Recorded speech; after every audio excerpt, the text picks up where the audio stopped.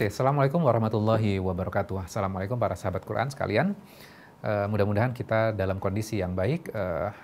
Kita akan kembali lagi untuk belajar dari sebuah kisah yang sangat menarik dan inspiratif untuk kita. A'udzubillahi minasyaitonirrajim. Bismillahirrahmanirrahim. Idza qala Yusuf. Dan ketika Yusuf berkata, li abihi, kepada ayahnya, ya abati, wahai ayahku, inni, sesungguhnya aku, ra'aitu, aku melihat, ahada asyara, 11 kaukaban, bintang, wasyamsa wal qamara, dan matahari dan bulan, ra'aituhum, aku melihat mereka, li sajidin, bersujud kepadaku. Jadi di sini kita bisa melihat bahwa Nabi Yusuf mendatangi ayahnya, kemudian menceritakan kepada ayahnya. Tentunya ketika Nabi Yusuf bercerita kepada ayahnya, yaitu Yakub, ini kan di tempat yang rahasia, tidak diketahui oleh orang lain. Dan kejadian ini kejadian masa lalu. Dan ketika zaman Rasulullah, peristiwanya juga sudah berlalu cukup lama gitu loh. Di sebuah tempat, mungkin di sebuah kamar, dan tidak ada orang lain pada saat itu. Yang ada pada saat itu adalah Nabi Yusuf dan Yakub. Kok bisa story itu kemudian Allah dikisahkan kepada Rasulullah?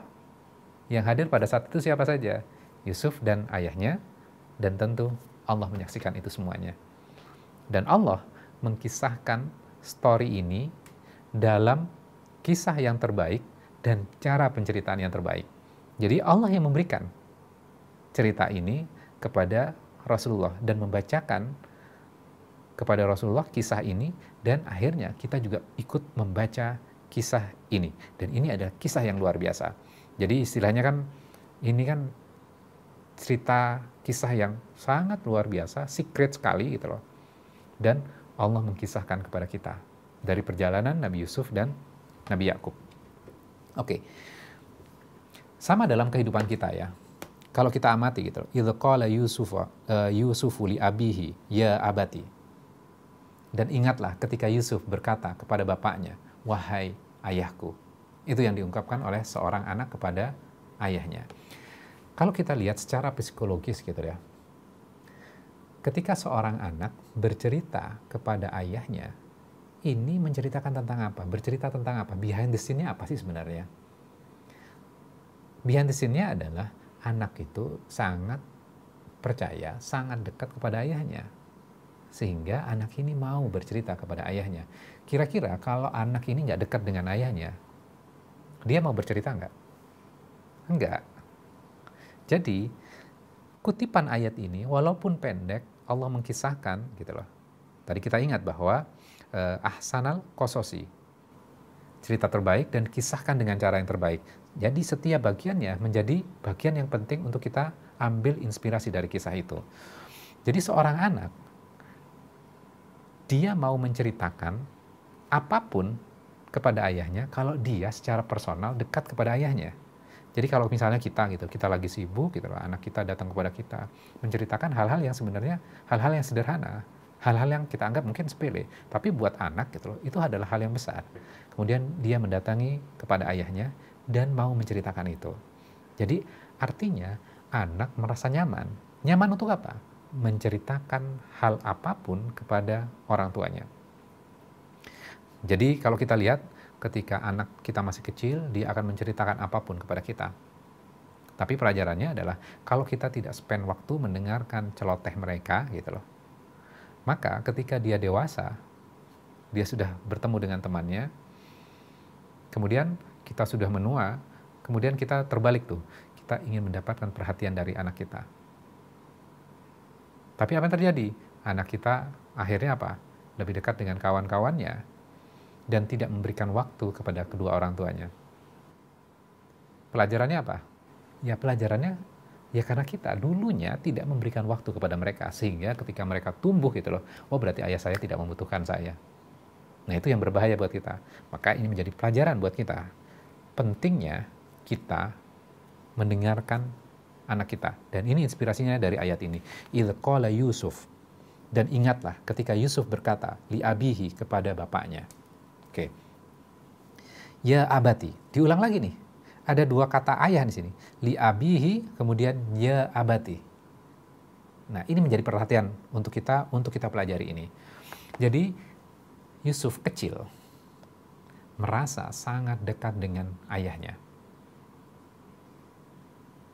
Nah, ini adalah inspirasi untuk kita. Jadi, tugas seorang ayah itu bukan hanya membayarkan SPP, membelikan mainan, kemudian menyediakan semua fasilitas untuk anak-anak kita. Tugas ayah juga adalah membuat anak-anak itu nyaman dengan mereka, nyaman dengan kita, sehingga mereka mau menceritakan apapun kepada kita. Kemudian di sini ada kata yang penting juga, ya aba. Biasanya kan memanggil itu dengan ya aba, wahai ayah. Tapi di sini ditambahin ti. Artinya apa?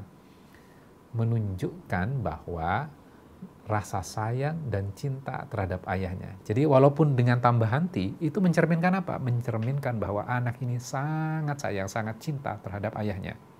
Pertanyaan berikutnya, dapat dari mana ya dia bisa mengekspresikan dengan sebuah panggilan yang sederhana ini, ya abati? Kira-kira dapat dari mana? Tentunya dari ayahnya. Jadi ayahnya yang memberikan pengajaran kepada anaknya ini. Ayahnya menyediakan waktu. Ayahnya mau mendengarkan dan mengajarkan kepada anaknya. Berarti ini quality. Kita sudah memiliki kualitas ini enggak gitu loh. Ini menjadi catatan penting buat kita. Ketika kita tidak mampu melakukan ini, kemudian kita membaca ayat ini, seakan-akan ini mengkoreksi diri kita. Bagaimana seorang anak kecil yang bernama Yusuf, ini belum menjadi nabi dan rasul ya, yang belum menjadi nabi gitu loh, begitu sangat dekat dengan ayahnya. Ini pelajaran parenting buat kita. Gimana supaya anak itu dekat kepada ayahnya. Jadi bukan hanya kita memikirkan tentang uang SPP, membelikan mainan, membelikan sepeda, tapi kita harus dekat kepada mereka dan kita mengajarkan kepada mereka. Sehingga mereka apa?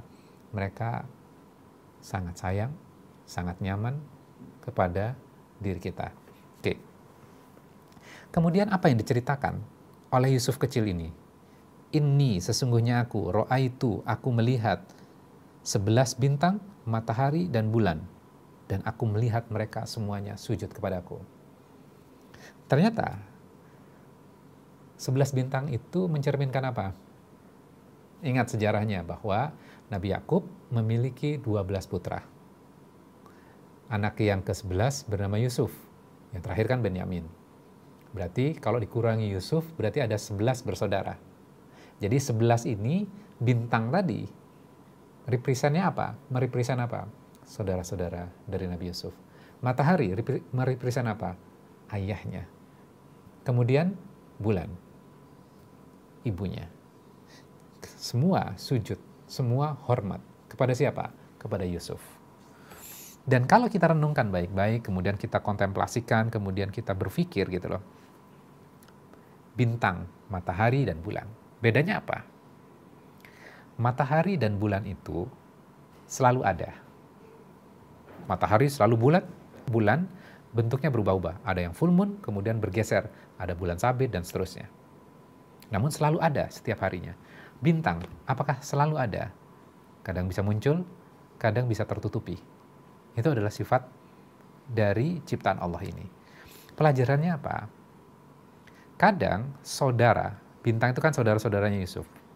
Kadang saudara itu tidak ada dalam kehidupan kita. Yang selalu melekat pada diri kita siapa? Matahari dan bulan, ayah dan ibu kita. Itu adalah sosok yang mempengaruhi pribadi kita. Jadi, bagaimana pentingnya menjadi sosok matahari, menjadi ayah, dan menjadi seorang ibu yang akan memiliki impact buat putranya ini. Bagaimana Yusuf kecil ini gitu loh. Ketika dia menyampaikan mimpinya, nantinya akan Nabi Yakub akan mengatakan tafsir dari mimpi dari Nabi Yusuf ini gitu loh. Sehingga Nabi Yakub memberikan sebuah pesan kepada Nabi Yusuf ini. Jadi poinnya, tapi kita belajar di ayat ini, ternyata penting buat kita menjadi seorang ayah, menjadi seorang orang tua yang dekat dengan anak-anak kita dan membuat anak-anak kita nyaman untuk menceritakan apapun kepada kita. apakah kita sudah memiliki karakter seperti ini? Apakah kita tidak mempelajari dari Yusuf ini? Jadi jangan sampai kita hanya mengejar ritual saja ya. Jadi kalau ketika hamil gitu, 7 bulan kemudian dibacakan surat Yusuf dan Maryam supaya kalau ganteng seperti Yusuf. Apakah kita tidak mempelajari isinya? Ternyata kandungan maknanya dari dari surat Yusuf ini luar biasa. Mudah-mudahan ini bisa memberikan inspirasi untuk kita. Demikian, wassalamualaikum warahmatullahi wabarakatuh.